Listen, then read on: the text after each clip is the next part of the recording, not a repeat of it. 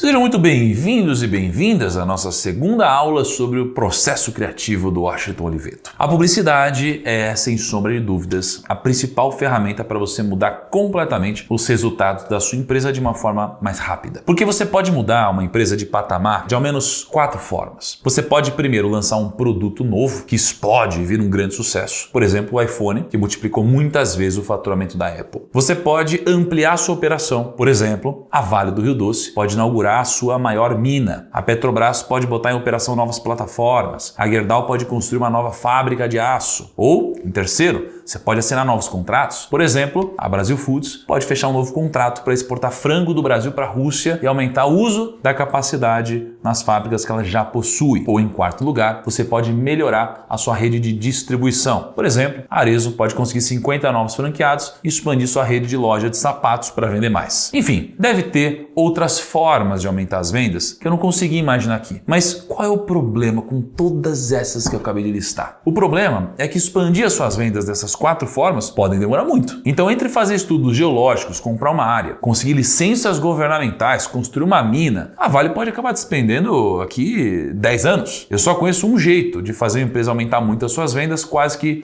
de um dia para o outro. É bolando uma nova e sensacional campanha de publicidade. A gente já teve aqui mesmo no Grupo Primo algumas ideias que mudaram totalmente o curso de um lançamento de algum produto nosso. E entre ter a ideia e colocar esse anúncio pronto no ar, às vezes pode se passar só 1 ou 2 dias. Então você liga a câmera, às vezes do seu próprio celular, você grava a sua comunicação, você edita ali rapidinho e pronto. São milhões de reais a mais que entram na sua conta. Uma grande ideia publicitária tem o poder de mudar o jogo, até mesmo entre os mercados bilionários. Mas o Washington, ele também criou diversos comerciais para o Unibanco no final do século passado. Ele e a equipe criaram um slogan, Unibanco, Banco Único. E também criaram uma sequência de filmes com o casal Unibanco. Um doc no micro 30 horas. Se eu aparecer num comercial, você grita.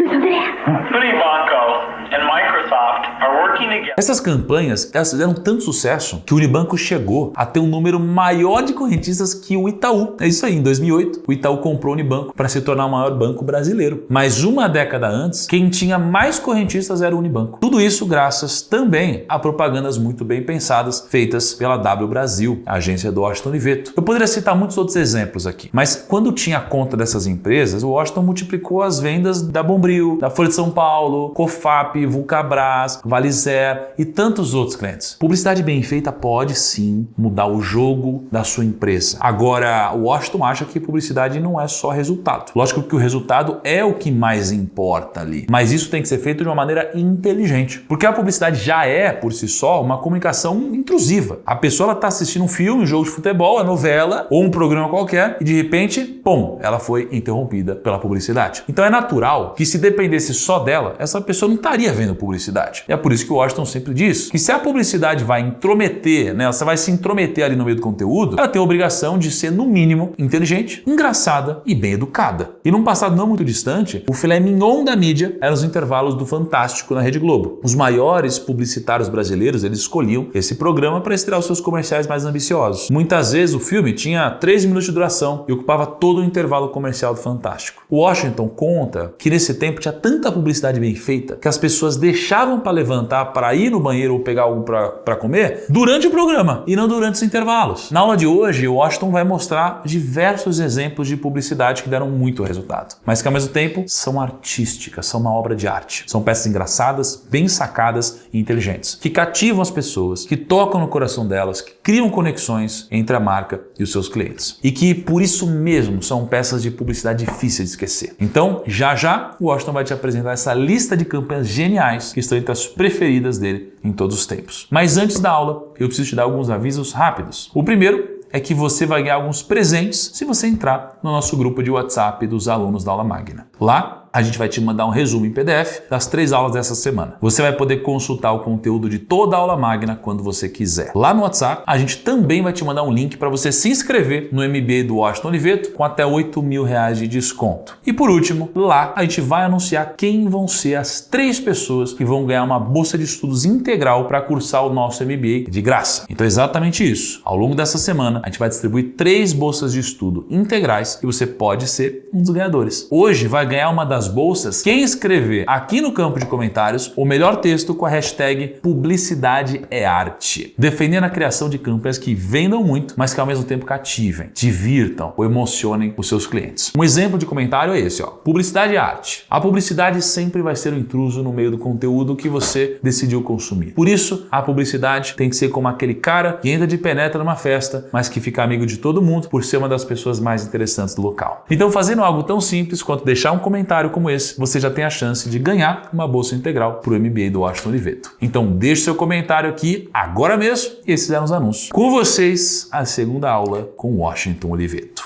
Oi pessoal, eu sou o Washington Oliveto. A nossa aula de hoje é sobre campanhas que juntaram arte e vendas. Esse foi o tema que me deram, que me pediram, mas na verdade não é assim que funciona. Arte e vendas são duas coisas indivisíveis. Ou seja, se não tiver arte, não vende. A questão é que não pode ser a arte pela arte. Tem que ser a arte com a pertinência que conduz às vendas. Muito se discutiu sobre isso já na história da comunicação e do marketing. Tinha gente que dizia, se é criativo não vende, se vende não é criativo. Uma loucura. As duas coisas se misturam sempre, o tempo inteiro. Vamos imaginar como é que começa a vida dos profissionais que se dedicam à arte de vender. Eu vou pegar até um exemplo pessoal meu, e eu cito isso várias vezes. Eu acho que todo mundo nasce para fazer alguma coisa bem feita na vida, mas são poucos aqueles que têm a sorte de descobrir qual é essa coisa. Por isso que são poucos os felizes e bem-sucedidos nos seus trabalhos. Eu tive a sorte de descobrir para que eu servia na adolescência, com 13 anos de idade. Contando um pouquinho da minha vida. Eu sou filho de uma família de classe média, muito média. Meu pai era um vendedor e minha mãe uma dona de casa. Meu pai era um vendedor de pincéis. Ele representava a fábrica de pincéis Tigre. E ele vendia pincéis nas lojas de material de construção. Meu pai era um vendedor muito bom. Por quê? O que é um bom vendedor? É aquele vendedor que não precisa vender. Ele é comprado. E para isso você tem que criar a confiança dos clientes. Eu me lembro que quando eu era menino, eu ia com meu pai nas lojas de material de construção e ele não vendia. Os clientes dele olhavam para ele e diziam: vai lá no estoque, vê o que está faltando e manda, de tanto que confiavam nele. E foi quando eu comecei a aprender sobre vendas. Por outro lado, eu, por uma circunstância de vida, eu aprendi a ler e a escrever muito cedo, dos 5 para os 6 anos de idade. E passei a ler todo tipo de coisa e criar prazer pela escrita. Quando eu cheguei na adolescência, eu queria trabalhar. E aí eu racionalizei o quê? Aonde mistura escrever com vender e vender com escrever, na criação de publicidade. E aí eu falei, bom, eu quero ser isso, eu quero ser um criador de publicidade. Eu tive a sorte que quando eu resolvi que eu queria ser um criador de publicidade, a geração anterior à minha de publicitários no Brasil já tinha profissionalizado a publicidade no Brasil, com forte influência da publicidade norte-americana e inglesa. E o momento era muito adequado para um garoto com as minhas ambições. Um garoto que queria vender, mas vender escrevendo. E escrevendo, obviamente, coisas diferentes, originais, pertinentes, sedutoras. Vamos pensar que se não seduzir, não vende. As pessoas, na vida real, querem ser seduzidas, não querem ser estupradas. As pessoas, na comunicação, querem ser seduzidas. Elas não querem uma comunicação que só dê um malho de vendas. Compre isso. Não, elas querem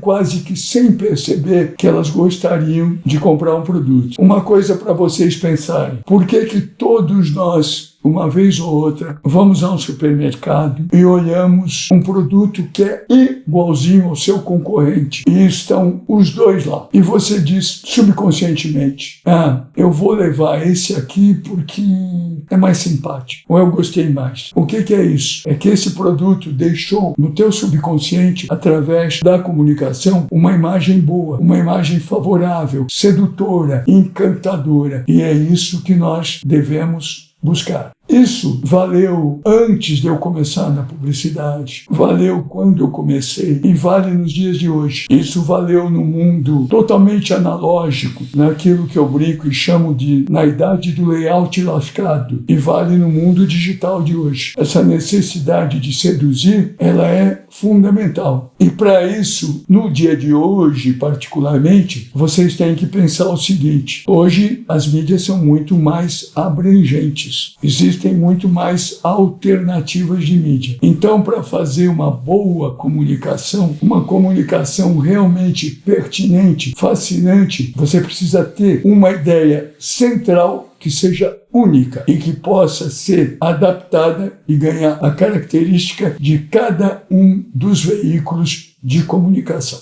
Como eu disse, eu resolvi o que eu queria ser muito cedo, com 13 anos de idade. Tanto que eu fui para a publicidade muito jovem, com 18 anos de idade. Tanto que me aconteceu uma coisa que foi uma maluquice. O primeiro comercial que eu escrevi na minha vida, com 19 anos de idade, um comercial para as torneiras Deca, que depois se transformaram em meus clientes para o resto da vida. O primeiro comercial que eu escrevi na vida ganhou um Leão de Bronze no Festival do Cinema Publicitário de Veneza. E aí eu fiquei numa dúvida terrível, quem tinha errado, se eu ou o júri, porque eu não tinha a mínima experiência. Eu não sabia se aquilo era bom ou se era ruim. Antes mesmo de começar na publicidade, eu comecei a ler muito sobre publicidade e adquirir muita cultura geral, que é o que você usa na publicidade. Ou seja, a publicidade, a boa publicidade, eu já disse isso, é extraída da vida. Então eu tenho que saber sobre esporte, eu tenho que saber sobre música, eu tenho que saber sobre artes, eu tenho que saber sobre literatura, eu tenho que ler a revista Caras e tenho que ler o Dostoiévski. Eu tenho que acompanhar todo o quadro social de comunicação para me realimentar e gerar boa comunicação. Como eu disse, eu muito antes de começar na publicidade, ou não tão antes, mas antes, eu comecei a acompanhar a publicidade, tive a informação que os dois países que naquele momento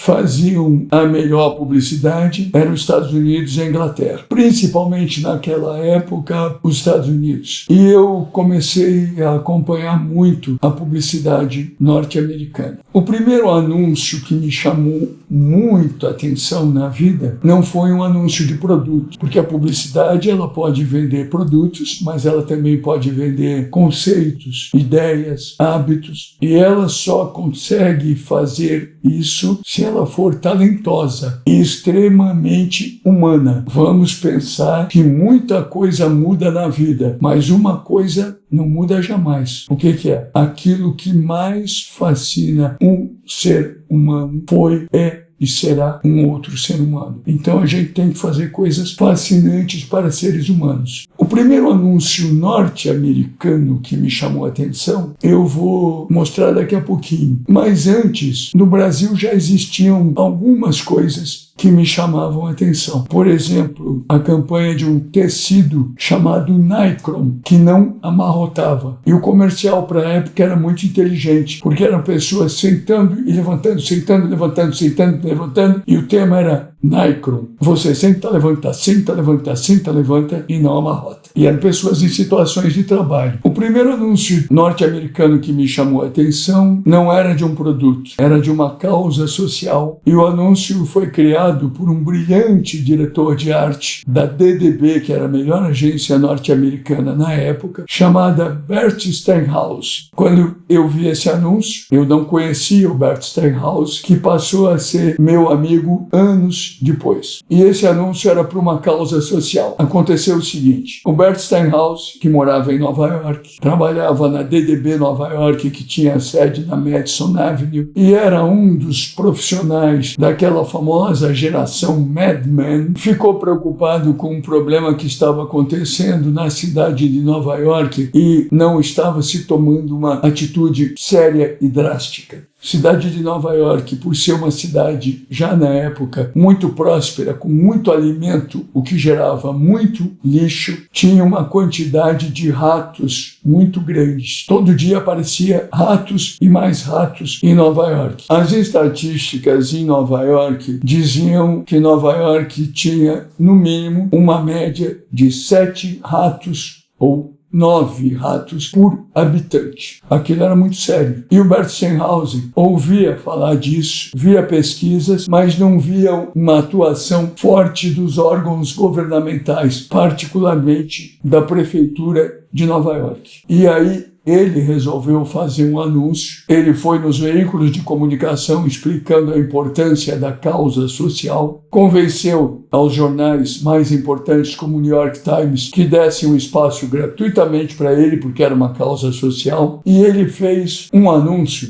dirigido ao público em geral, mas particularmente ao prefeito de Nova York. Um anúncio que tinha na página de jornal a foto de um rato com aquele pontilhado que as pessoas usam em coisas para recortar, e o anúncio dizia, a gente vai ver o anúncio, mais ou menos o seguinte: senhor prefeito de Nova York, recorte e cole do lado da cama do seu filho. Ou seja, ele convidava o prefeito para recortar um rato e colar um rato do lado da cama do filho, para o prefeito nunca mais esquecer desse problema. E tinha um texto muito persuasivo dizendo do problema que existia e que devia ser combatido. Esse anúncio foi o anúncio que gerou o início da campanha de desratização da cidade de Nova York. E durante anos, a cidade teve menos ratos. Chegou a ter menos ratos, particularmente durante a administração do prefeito Giuliani, que era muito radical, e deu uma limpada na cidade. Curiosamente, eu estava lendo que nos últimos tempos, particularmente no período da pandemia, com as pessoas trancadas dentro de casa, muito lixo nas ruas e tal, a coisa dos ratos voltou com força em Nova York e está sendo reivindicada uma nova campanha de desratização. Espero que seja feita. Esse anúncio brilhante,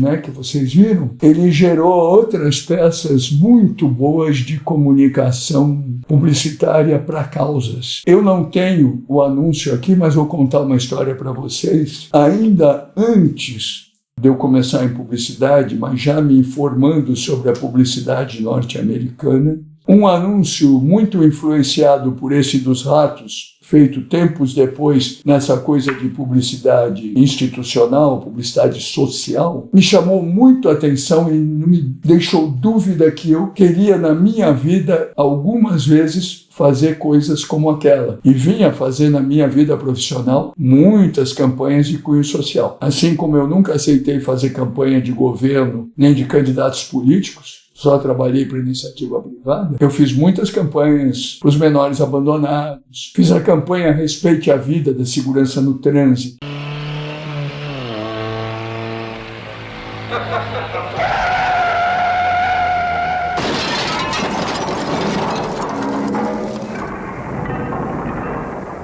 Fiz campanhas pela paz, fiz um monte de coisas. Possivelmente muito influenciado por aquele primeiro anúncio do rato, e por um segundo que eu vi e que eu pensei, puxa vida, eu quero fazer isso na minha vida. Esse segundo anúncio de cunho social que me chamou muita atenção e que me deu vontade de ser um publicitário, era um anúncio de uma associação que ensinava para pessoas com qualquer problema físico, fosse de nascença, fosse devido a um acidente, inteiramente grátis, ensinava uma profissão para aquela pessoa poder trabalhar. E o anúncio tinha que dizer isso, olha, a gente tem algo que você pode aprender, que você vai se transformar num profissional dessa atividade, mesmo tendo o problema que você tem. O anúncio simplesmente maravilhoso era um anúncio em revistas de jornais que tinha uma foto de um senhor numa cadeira de rodas. Na frente desse homem tinha um televisor meio desmanchado, umas ferramentas, o que deixava claro que aquele homem estava mexendo naquele televisor, o homem da cadeira de rodas, e o título do anúncio era "Você está vendo uma televisão consertando um homem". Anúncio emocionante o título, o visual, e um texto que dizia, olha, se você tem qualquer problema físico, possivelmente a gente tem uma profissão para você que a gente pode te ensinar. Se comunique com a gente e tal, um texto muito persuasivo. Esse anúncio foi um clássico também da publicidade social, de uma época em que se produziram grandes clássicos da publicidade, e eu aprendi muito nessa época. Eu ainda não trabalhava na publicidade, já estava encantado, por exemplo, com esses 2 anúncios sociais, e me encantei muito com um anúncio de produto, uma aula de como vender um produto. Era um anúncio da Volkswagen. A Volkswagen, quando foi lançada nos Estados Unidos, verdadeiramente revolucionou a publicidade de qualidade. Eu recomendo a todos vocês a leitura de um livro de um grande amigo meu, um publicitário inglês descendente de italianos, chamado Alfredo Marcantonio, um livro chamado Remember Those Marvelous Volkswagen Ads, onde tem todos os clássicos daquele momento da publicidade da Volkswagen a partir dos anos 1960. O primeiro anúncio da Volkswagen, para vocês terem uma ideia, o mercado americano estava acostumado com os carros norte-americanos, os enormes Cadillacs, e eles iam lançar o Volkswagen, pequenininho, minúsculo. A filosofia do povo americano, do governo americano, dizia think big, pense grande. O primeiro anúncio da Volkswagen nos Estados Unidos era a foto de um pequeno Volkswagen com o título Think Small. E assim eles foram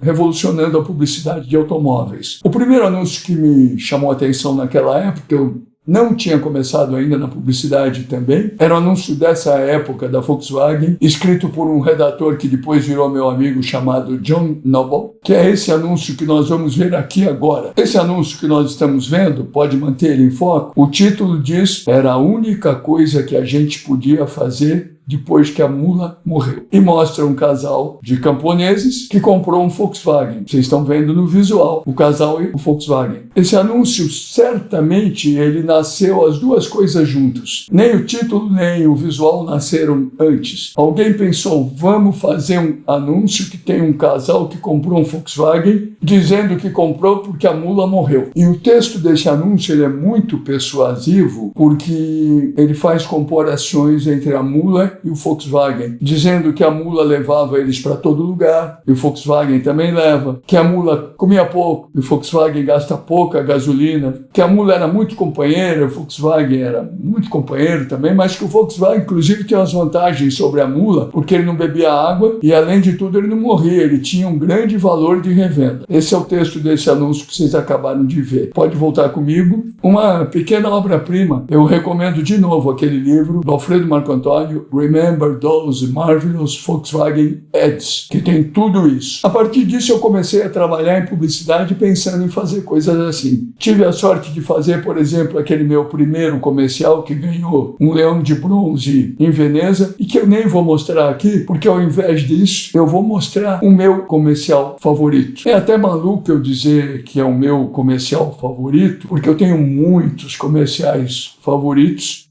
e muitos comerciais favoritos mesmo de outros criadores. Aliás, eu costumo dizer e recomendo a vocês que estão me vendo que quem trabalha com comunicação e com marketing tem que ter uma coisa que eu chamo de inveja saudável, que é quando você vê um grande trabalho que não foi você que fez e você dá um soco na mesa e diz: por que não fui eu que fiz isso? O dia que você deixa de ter inveja saudável é porque você tem que parar de trabalhar. Esse comercial que a gente vai ver, que eu acho uma obra-prima e foi o meu primeiro favorito, vamos dizer assim, foi feito para as fitas BASF. É na época que existiam fitas cassete e as pessoas gravavam músicas, por exemplo, nas fitas cassete. A BASF percebeu que tinha uma oportunidade de mercado, incentivando as pessoas a gravarem mensagens nas fitas cassete. Isso venderia mais fita cassete, né? Se um monte de gente, ao invés de escrever cartas, mandasse uma fita. Esse comercial é para vender isso. Ele é uma pequena obra-prima. Vamos lá. O'Reilly, Pierce, Kowalski, Crumb, and Gallagher. For my girl Shirley. We're going to be married. Dear John, oh how I hate to write. Dear John, Shirley. I must let you know tonight that my love for you is gone. So I'm sending you this song. Tonight I'm with another. You like him, John, he's your brother. So adieu to you forever, dear John.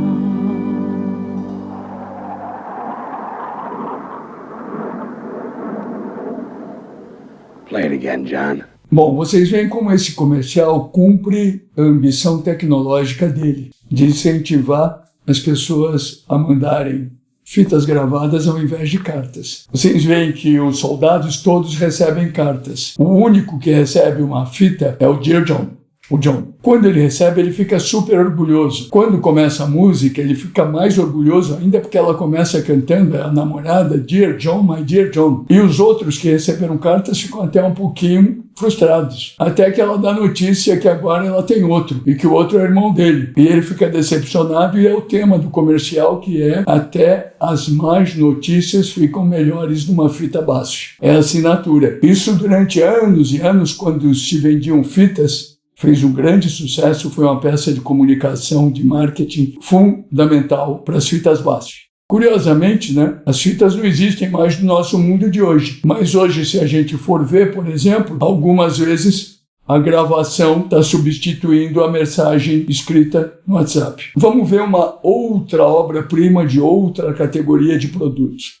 Anos atrás, o mercado inglês de cerveja já era o mercado que tinha as melhores campanhas publicitárias de cerveja. Muitas marcas, todas anunciando brilhantemente. Mercado gigantesco, mercado não só masculino, mas mercado masculino e feminino, um pouco mais masculino. Um mercado com grandes cervejas locais como John Smith e grandes cervejas internacionais de todas as marcas. Qualquer pub que você entrar em Londres tem todas as marcas. Nesse momento, a Stella Artois, que é belga, estava entrando no mercado inglês mais para valer e percebeu de que, apesar do produto ser masculino na maioria, mas também feminino, era bom ganhar um pouco mais o público feminino. E para isso a comunicação precisava ser mais encantadora, sem explicitar que era feminino, mas ser uma coisa que as mulheres ficassem encantadas. Foi assim que foi criado esse filme Florista, que não mostra nenhuma mulher, mas encanta todas as mulheres. E foi assim que foi feita a trilha sonora desse filme, que é belíssima e que depois eu vou comentar para vocês. Vamos ver o filme?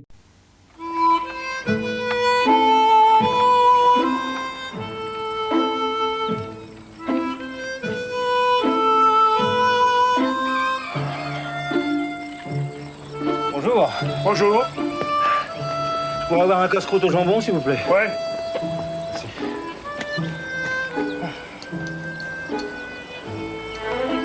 Ça fait 10 francs. J'ai pas pris mon argent. Vous voulez... Ouais.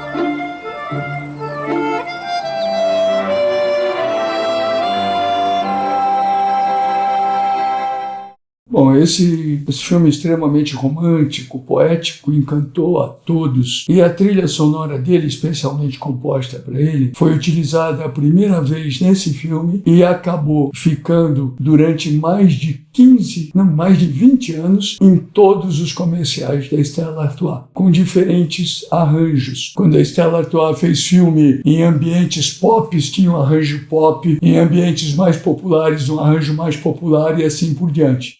Enfim, uma pequena obra-prima, né? E sem dúvida nenhuma ganhou o público feminino, sem precisar dizer que é também para mulheres. Não, fez isso naturalmente, de uma maneira sedutora. Ainda olhando peças de grande comunicação, vamos olhar uma peça onde demonstra-se uma coisa que é muito rara. Na maior parte dos casos, na boa publicidade, o fundamental é um grande conteúdo e a boa forma é usada para expressar aquele conteúdo. A forma tem que ser muito boa. Existem poucos casos onde a forma é o conteúdo. É o caso desse filme que eu vou mostrar para vocês, do Correio Inglês, onde propõe que as pessoas escrevam cartas no Dia dos Namorados e mandem pelo correio inglês. O que eles fizeram? Já que são cartas, eles subconscientemente, sem precisar dizer, o que é mais inteligente, ensinam que as cartas mais românticas são escritas à mão. Então tem diversos tipos de escrita. E apesar de ser um filme do correio inglês, a trilha sonora, para ser mais romântica,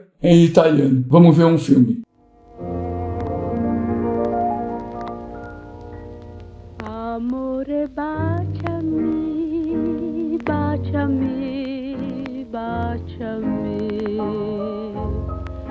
e forte stringimi, stringimi, stringimi.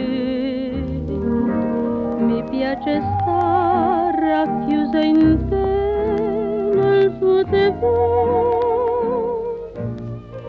Sento allora che tremi un po', ti batte il cuore. Amore, guardami, guardami, guardami. Quegli occhi dicono languidi, sì, ma baciami, stringimi, non farmi più parlare, son troppo innamorata di te.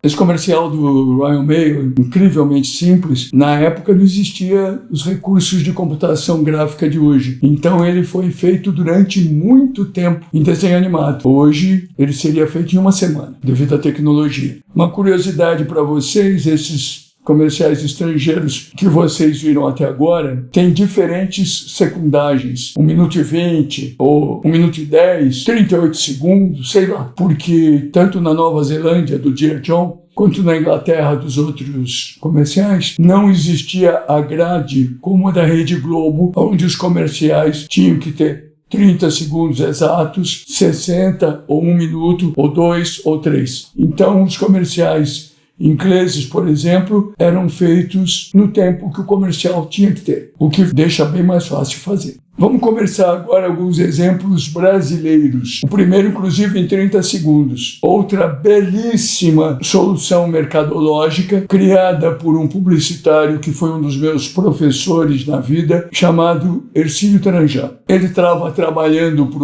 para os sapatos Vulcabras, que eram sapatos com fama de muito resistentes e, por isso, sapato de quem andava muito. Por exemplo, o sapato dos carteiros. Por ter fama de ser muito resistente, muito vendido, o Vulcabras não tinha fama de muito confortável, até porque ele demorava para ficar confortável, você tinha que usar o tempo. Qual foi a ideia genial desse comercial? Em vez de vender o Vulcabras como o sapato mais vendido que ele era, o sapato dos carteiros, popular, isso e aquilo, vender a ideia que ele também era confortável. E para isso, o que eles usaram? Uma situação num restaurante japonês, onde as pessoas têm que tirar o sapato. Mas o cara que usava o Vulcabras não sabia dessa tradição e dizia que não precisava tirar porque estava confortável. Vamos ver o comercial.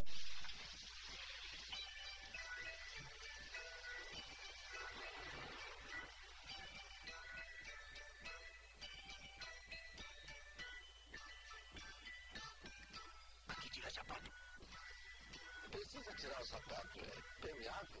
Vulcabras 752. É muito confortável. Eu tô bem, não precisa não. Pode deixar, tudo bem. Ninguém gosta de tirar o Vulcabras 752 dos pés. Leve, resistente, impermeável. Vocês viram, né, que ideia simples e inteligente para mostrar o conceito de conforto. O sapato está confortável. Lá no início desse nosso bate-papo sobre o que vende e a arte, que na verdade é a mistura das duas coisas, como eu disse, eu falei de propaganda social, né? Mostrei o anúncio do rato de Nova York, falei do anúncio de você estar vendo a televisão consertando o homem. Vamos ver um comercial brasileiro de propaganda social brilhante. Esse comercial foi feito na época que existiam os orelhões nas cidades do Brasil, os telefones públicos. Os telefones eram fixos, não existia telefonia celular. Às vezes o cara tinha que dar um telefonema e ele apelava para um telefone público. Infelizmente, os telefones públicos eram muitas vezes depredados por maus cidadãos que depredavam o telefone público, que era uma utilidade pública, um absurdo. E não adiantava você fazer campanhas dizendo não deprede, não seja um mau cidadão, que essas pessoas não mudavam a atitude. Até que um publicitário muito talentoso, meu contemporâneo, meu amigo, chamado Neil Ferreira, teve a ideia de dramatizar essa coisa da depredação dos orelhões, fazendo o comercial da morte de um orelhão, que foi muito efetivo. Vamos ver um comercial.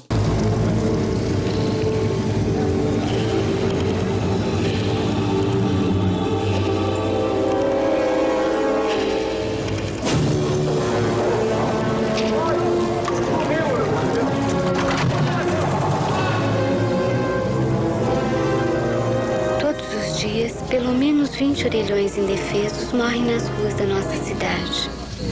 Nenhum de morte natural. Enquanto a gente dorme, eles são covardemente espancados, violentados, assaltados, vítimas da brutalidade e da ignorância de quem não sabe que um dia poderá precisar deles. Cadê o orelhão? Você sabe onde é que tem um orelhão? Acabou de morrer. 20 por dia, 600 por mês, mais de 7 mil por ano. A cidade enlutada exige que isso tenha um fim.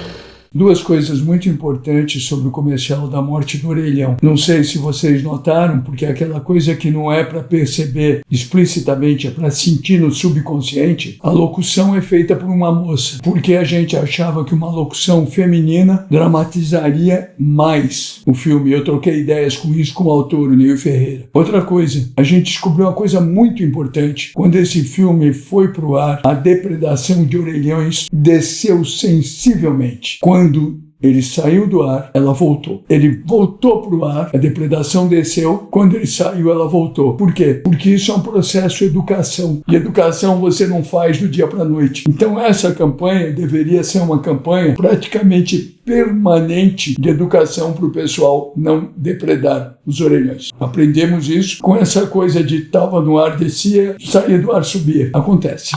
Próximo trabalho que a gente vai ver também é um trabalho de mercadologia muito bom, que depois virou publicidade muito boa. A Fiat já ia muito bem no Brasil, particularmente o Fiat 147, que foi lançado aqui. A produção da Fiat era grande, a ponto, inclusive, da Fiat poder exportar alguns Fiats para a Itália, onde ele tinha sido inventado. Os criadores dessa campanha, os brilhantes Ercílio Trajano novamente, Silvio Lima e Sérgio Graciotti, perceberam que o fato da Fiat exportar automóveis para a Itália era uma notícia muito grande. Mas que dizer isso pura e simplesmente fazendo um comunicado, a Fiat está exportando os seus Fiat para a Itália, ou fazendo um comercial acadêmico dizendo compre o Fiat, que também é exportado para a Itália, não seria envolvente, nem sedutor, nem inesquecível. E aí eles tiveram essa ideia brilhante, que foi fazer um comercial com o Lazzaroni, que na época era o técnico da seleção brasileira, visível por todos, um sobrenome italiano, estacionando um Fiat num lugar proibido na Itália, sendo pego por um guarda e tentando argumentar que ele era Lazzaroni, técnico da seleção. O guarda não acreditava, que o Fiat era brasileiro, o guarda não acreditava e dava o desfecho desse comercial que vocês vão ver agora.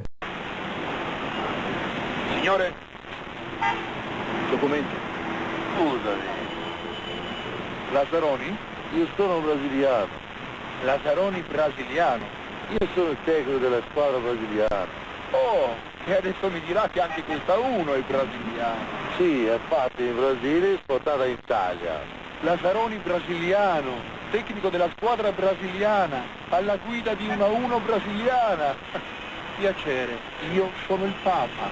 Comandante, scusami. 1-1 fatto in Brasile, esportato in Italia, ma non mi prende in giro, non mi prende in giro. No, comandante, io sono brasiliano, scusami. Para quem quer aprender sobre marketing, eu recomendo que leia muito sobre o meu adorado amigo Júlio Ribeiro, sem dúvida nenhuma o maior profissional de planejamento que a publicidade, que a comunicação brasileira gerou. O Júlio criava planejamentos que qualquer bom criador, quando visse o planejamento, dizia: puxa, tem uma grande ideia de campanha assim. Foi, por exemplo, assim que ele chegou para o criador de publicidade brilhante, Rui Lindenberg, e disse: nós precisamos fazer uma campanha para as camisas, e essa campanha eu acho que a gente tem que deixar na cabeça do consumidor como moral da história que o mundo trata melhor quem se veste bem, que é uma verdade da vida, né? Aí o Rui Lindenberg ouviu aquilo, falou: o mundo trata melhor quem se veste bem. Vamos materializar isso como? Com uma sala de reuniões, com um puxa-saco, com um cara fazendo sucesso, com o quê? E fez esse filme aqui. Fernando. Que novidade é essa, senhor Fernando? É da nova coleção West Top. Bonita. Modelo novo, Fernando? Sim, senhor. Gostei. Camisas West Top. O mundo trata melhor quem se veste bem. Bonita camisa, Fernandinho. Muito obrigado. A do senhor também é linda. Vocês vejam que o tema "o mundo trata melhor quem se veste bem" está no filme. Mas se fizesse um filme explicitamente sobre isso, não teria o charme e não seria memorável como é esse, porque a situação é maravilhosa. Esse filme fez tanto sucesso que tempos depois eu criava a publicidade da Bombril com o ator Carlos Moreno e resolvi fazer uma campanha. O ator Carlos Moreno, o garoto Bombril, era o garoto propaganda mais famoso da publicidade brasileira, como é até hoje. Eu falei: seria muito bom fazer comerciais que tivesse o garoto Bombril com os outros garotos propaganda famosos, com o Sebastian da CIA, por exemplo, que vocês lembram, ou com o Bom de Boca e com o Fernandinho. Vamos ver o garoto Bombril com o Fernandinho. A senhora vai ouvir agora o depoimento de quem mais entende de camisa, o Fernandinho. De camisa eu entendo, né? É por isso que lá em casa tem Monbiju. Só assim as minhas camisas ficam macias, perfumadas e fazem o maior sucesso. Viu? Use a senhora também. Monbiju tem 2 perfumes, lavanda e floral. Bela camisa, hein, Fernandinho? Bela amaciante, hein, Carlinhos? Monbiju não é o único, mas é o bom.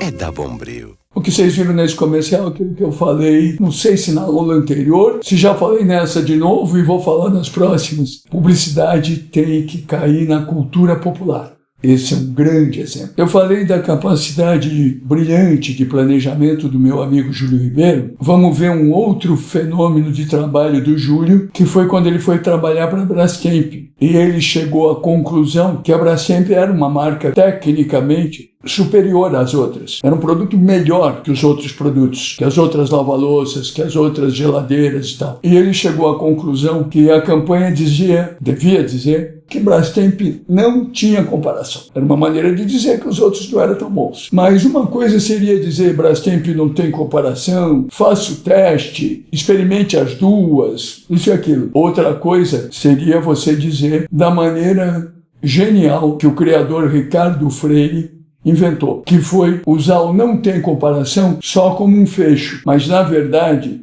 dizer que as outras não é nenhuma Brastemp. E um monte de coisas na vida que não são nenhuma Brastemp. Nós vamos ver, essa campanha durou anos com merecido sucesso. Nós vamos ver aqui o primeiro comercial dessa campanha e depois, na sequência, um comercial que foi feito especialmente com o mesmo tema para cinema. Por quê? Porque eles perceberam que a campanha era um grande sucesso na televisão, o público repetia a campanha, o consumidor tinha virado mídia, mas que tinha um público muito formador de opinião nos cinemas. Então, valia a pena também ter comercial no cinema. Vamos ver os 2 filmes. Viu? Aí a freguesa se interessou por uma lavadora e pediu minha opinião. Eu dei. Falei: madama, não é assim uma Brastemp, né? Mas tem gente que compra. Daí ela quis mais detalhe, perguntou.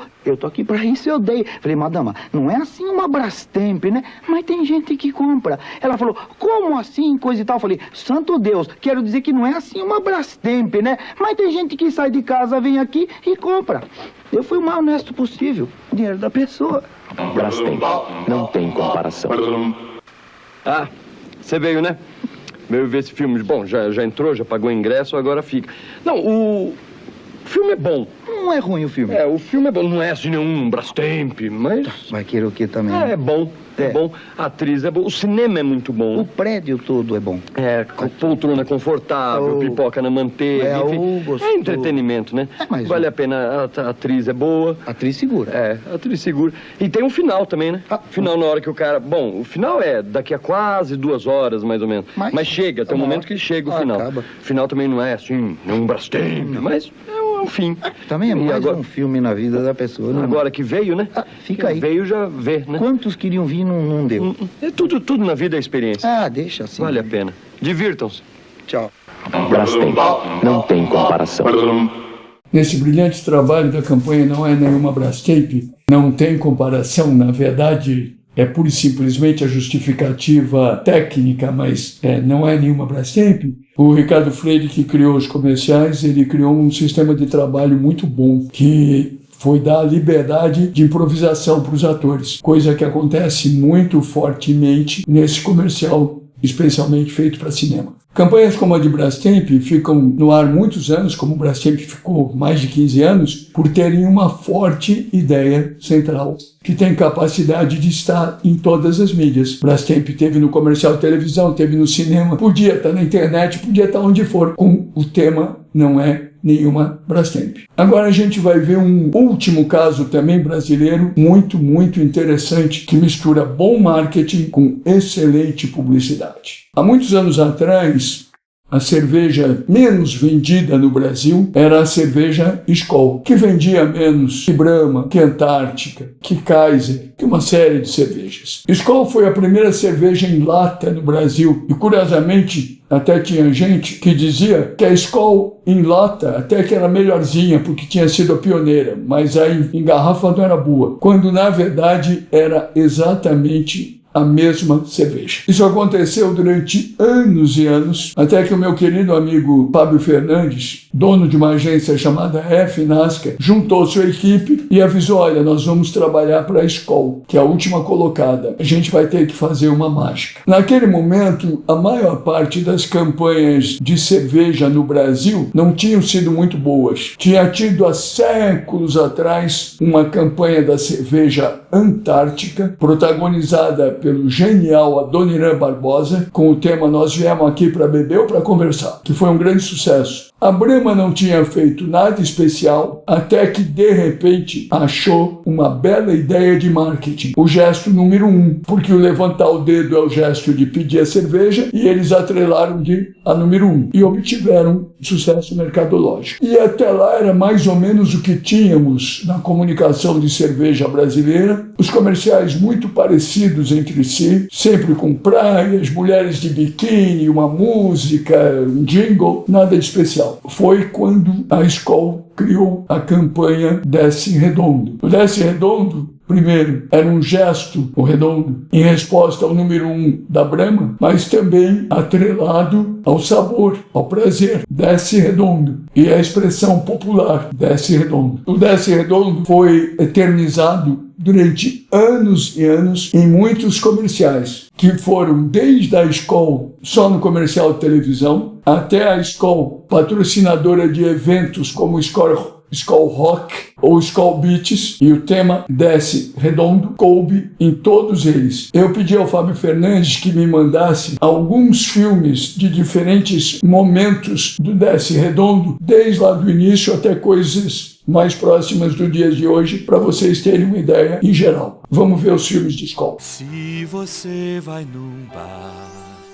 e o garçom diz que a Skol acabou, mas tem outra que desce redondo também, resista, mesmo que ele insista um pouquinho, ele é comissionado, coitado, fale com carinho, seja paciente, garçom sem Skol fica muito carente.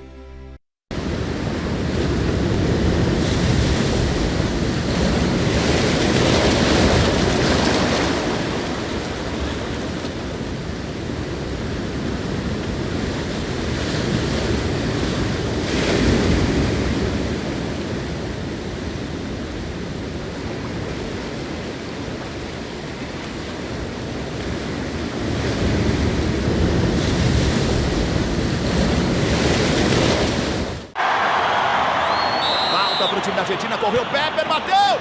Gol! Se o cara que inventou esse gol tivesse inventado a trave, ela não seria assim. Ela seria assim. Falta pro time da Argentina, correu, Pepper, bateu! Fora! Na tabela com Bermudes, pra Juan, fintou o goleiro do Brasil, pra fora! O escanteio, a bola alçada na grande área, na rede pelo lado de fora. Vem Juan de novo, se perde, vai à loucura os argentinos, vai pra cima do juiz, que isso? Vamos jogar bola! Vem pra Bermudes, a bola no meio, vai pintar o gol, pra fora! E olha lá o Tango, levanta os braços e o Brasil desceu pela ponta direita, é Kleber, alçou, Lico, olha o gol! Gol!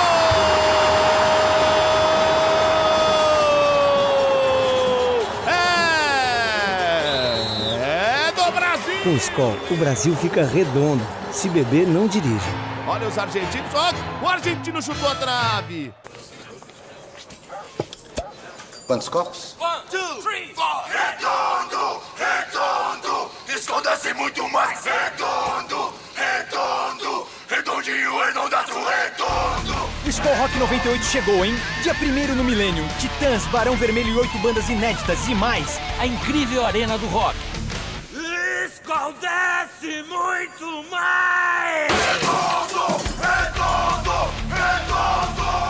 Como vocês viram, quando um tema é forte, ele dura anos e ele pode ser utilizado em diferentes linguagens, diferentes momentos. Vocês viram a Skol, o filme passado no bar, vocês viram o futebol que foi feito em época de Mundial de Futebol, vocês viram a Mímica, um filme que não tem fala e só na linguagem de mímica a história é bem contada e o Desce Redondo passa. Vocês viram Os Roqueiros, que foi um filme depois precursor do Skol Beats, voltado ao público jovem e propositalmente protagonizado por pessoas mais velhas para ter um contraste. Enfim, um bom tema dura muito e cabe em tudo.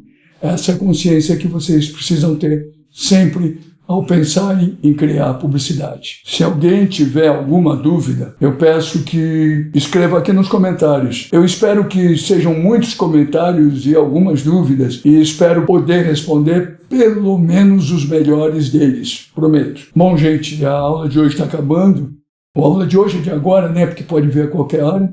E eu espero que ela tenha descido redondo para vocês e vamos para as próximas. Muito obrigado. Diz aí, esses comerciais que o Washington mostrou são incríveis, não é? Depois de ver tudo isso, eu nunca mais vou me contentar com aquelas campanhas meia boca que eventualmente o meu time de marketing vai me pedir para gravar. Tá? Eu espero que você também esteja aprendendo a entender mais de publicidade e a criar campanhas que vão mudar o seu negócio de patamar. Nossa próxima aula vai ser de contraste. O Washington, ele primeiro vai mostrar campanhas que não mudam o ponteiro de nenhuma empresa, e sempre tem, né, campanhas assim. Sabe aquela campanha que a companhia faz um investimento gigante em marketing, mas o telefone simplesmente não toca? O Washington vai mostrar campanhas assim na próxima aula. E logo em seguida, ele vai mostrar campanhas que resolveram os mesmos problemas com muito mais engenhosidade e criatividade. Você vai ver que muitas vezes dá para resolver o seu problema com pouca produção, com pouca tecnologia, inclusive com pouca verba. Desde, é claro, que você tenha o mais importante: a grande ideia. A terceira aula tá incrível. Então já coloca na sua agenda o compromisso de assistir ela na sexta-feira. Também entra no grupo de WhatsApp para receber o resumo da aula de hoje. Lá no WhatsApp você também vai receber o link exclusivo para se inscrever no WMBA com até R$8.000 de desconto. Mas importante, esse desconto de até R$8.000 vai ser válido apenas na segunda-feira, dia 13 de março. E também só quem se inscrever no dia 13 de março vai ter acesso ao evento presencial exclusivo para os alunos da MBA, com nada mais, nada menos que alguns dos maiores nomes da propaganda brasileira. É isso aí, você vai ter a chance de assistir Washington Oliveto e Fábio Fernandes juntos, ao vivo e presencialmente. Os detalhes disso eu conto um pouquinho mais adiante. Por enquanto, entra no grupo de WhatsApp e deixa aqui embaixo o seu comentário com a hashtag publicidade criatividade é arte. O autor do comentário mais criativo vai ganhar uma bolsa integral para cursar o WMBA. Faça isso agora mesmo. Vejo você na próxima aula.